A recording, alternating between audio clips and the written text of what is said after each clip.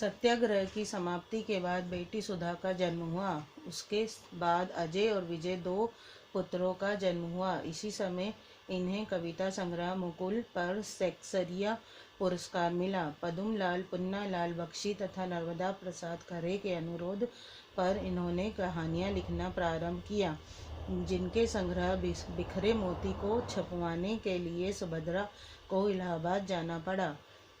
इस संग्रह पर इनको पुनः शेक्सपियर पुरस्कार मिला।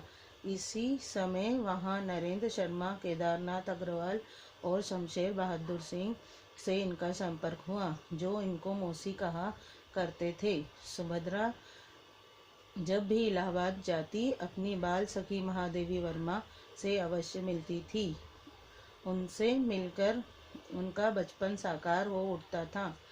बाद में इनको बेटी सुधा का जन्म हुआ और 2 पुत्र का भी जन्म हुआ, जिनका नाम अजय और विजय था।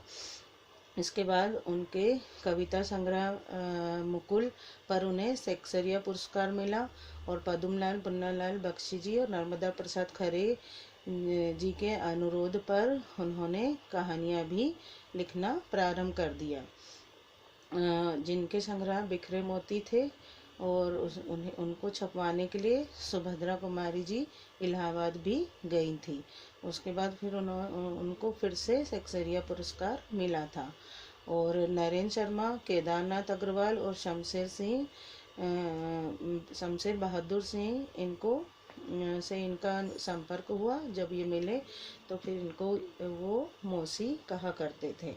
जब सुभद्रा कुमारी चौहान इलाहाबाद जाती तो उनकी बाल सखी, बचपन की सखी महादेवी वर्मा से वह जरूर मिलती थी और उनसे मिलकर उनका बचपन उनको याद आ जाता था।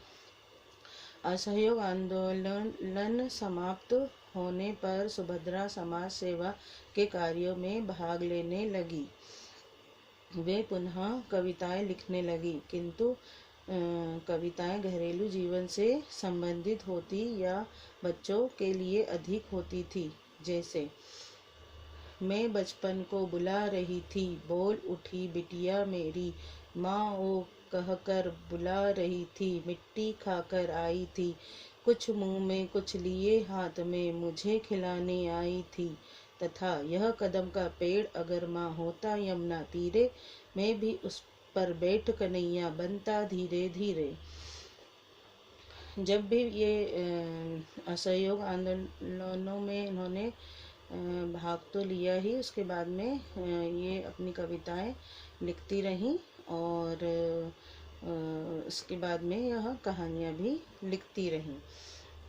सन 1936 में ये मध्य प्रांत असेंबली की जबलपुर महिला सुरक्षित सीट से विधान सभा सदस्य निर्वाचित हुई।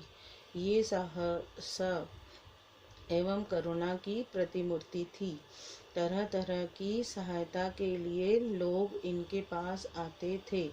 इन्होंने एक अनाथ बालिका को भी अपने यहाँ आश्रय प्रदान किया।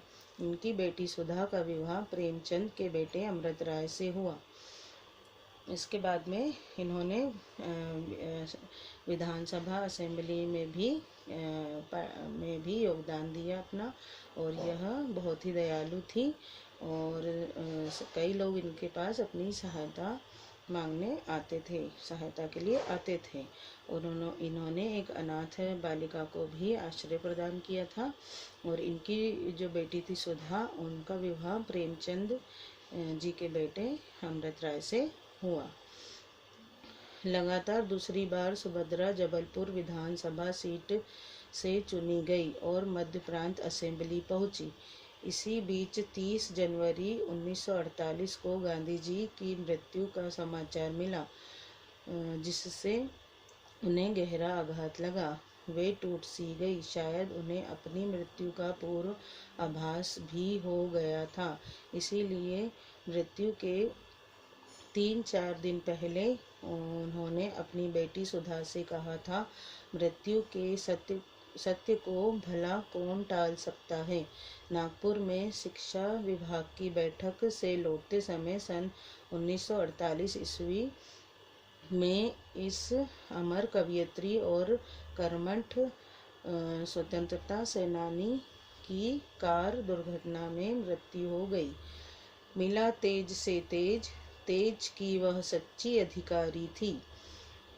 इसके बाद लगातार उन्होंने विधानसभा सीट पर कई समय कार्य किया और इस बीच उनको 30 जनवरी 1948 को गांधी जी की मृत्यु का समाचार मिला तो उन्हें बहुत बुरा लगा। वे टूट सी गई थी और उन्हें अपनी मृत्यु का भी पहले से आभास हो गया था।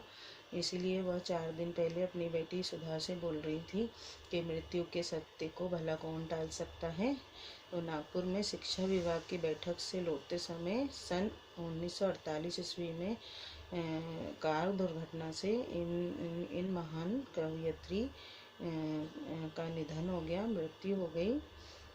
वह बहुत ही अच्छी कवयित्री और अच्छी महिला थी। ओके।